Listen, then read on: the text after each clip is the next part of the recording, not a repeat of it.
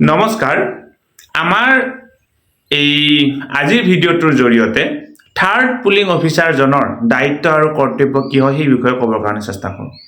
সচৰাচৰ third polling অফিচাৰজনৰ দায়িত্ব আৰু কৰ্তব্য কম বুলি কোৱা হয়, কিন্তু প্ৰকৃততে সেইটো কথা নহয়। থাৰ্ড পুলিং অফিচাৰজনৰ দায়িত্ব আৰু কৰ্তব্য বহুত বেছি।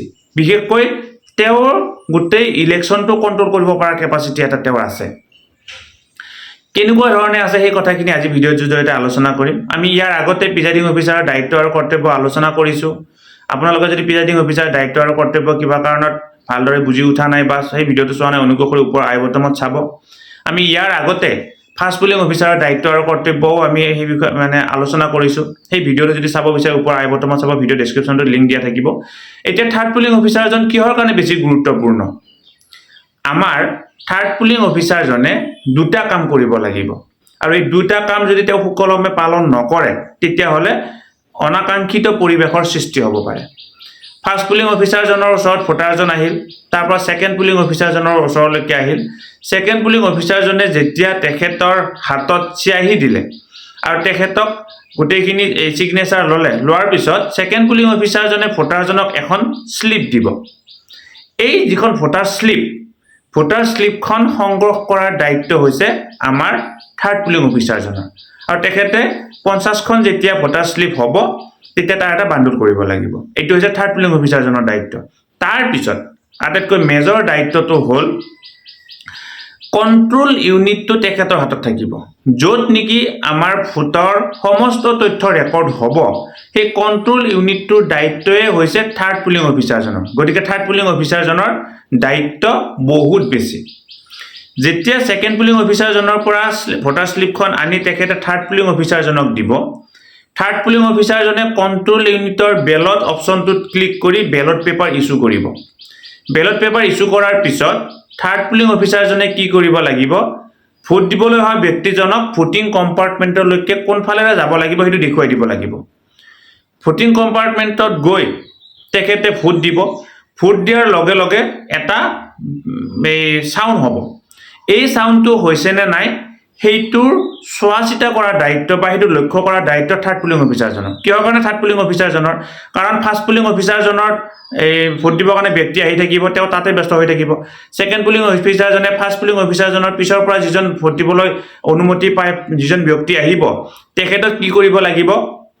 ছিগনেচাৰ লোৱা, ভোটৰ শ্লিপ দিয়া, আঙুলিত ৰং, সেই কামখিনি কৰিব লাগিব। গতিকে সেই চাউণ্ডটো শুনাৰ কাৰণে ফাৰ্ষ্ট পুলিং ছেকেণ্ড পুলিঙৰ সময় নাথাকে। প্ৰিজাইডিং অফিচাৰজন অলপ দূৰত থাকিব, তেওঁ বিভিন্ন কাম কৰি থাকিব, তেওঁৰ হয়তো অকণমান মন দিব পাৰে, কিন্তু সেই সময়ত তেওঁ কিবা কাগজ ফিল আপ কৰি থাকিলে তেওঁ তাতো মন দিব নোৱাৰিব পাৰে। গতিকে সেই দায়িত্বটো ভোটাৰজনৰ ভোট দিয়াটো ছাকচেছ হ'ল নে নাই সেইটোৰ প্ৰধান চোৱাৰ দায়িত্ব হৈছে প্ৰধান থাৰ্ড পুলিং অফিচাৰজনৰ। কিবা কাৰণত যদি কোনো এনেকুৱা ধৰণৰ ব্যক্তি আহে যিয়ে নেকি ভোট কেনেকুৱা ধৰণে দিব লাগে বুজি পোৱা নাই, ভোটিং কম্পাৰ্টমেণ্টত গৈ 1 মিনিট 2 মিনিট ৰখি আছে, তেতিয়াহ'লে সেই ব্যক্তিজনক পুনৰ মাতি আনি ইতিমধ্যে মেটেৰিয়েল দিয়াৰ সময়তে এখন ছিট দিব, য'ত নেকি ডেমো ছিট এখন থাকে, ডেমো বেলট পেপাৰ এখন, বেলট ইউনিটৰ দৰে এটা ব্যৱস্থা এটা দিব। তাত কেনেকৈ ভোট দিব লাগে সেইটো দেখুৱাই দিব পৰা ব্যৱস্থা আছে। সেই ব্যক্তিজনক পুনৰ মাতি আনিব লাগিব।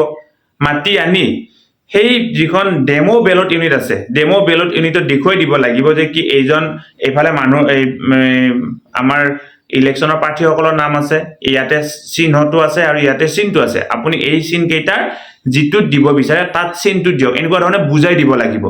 গতিকে এইটো অত্যন্ত গুৰুত্বপূৰ্ণ কথা যে কি থাৰ্ড পুলিং অফিচাৰজনে এই আটাইখিনি কথা চাব লাগিব। কিবা কাৰণত যদি 10জন এনেকুৱা বুজি নোপোৱা ব্যক্তি আহে, 10জন ব্যক্তিক বুজাব লাগিব থাৰ্ড পুলিং অফিচাৰজনে। তাৰপিছত ভোট দি উঠি সেই ব্যক্তিজন ভোটিং কম্পাৰ্টমেণ্টৰ পৰা ওলাই গ'ল নে নাই সেইটো চোৱাৰ দায়িত্বও কাৰ হ'ব?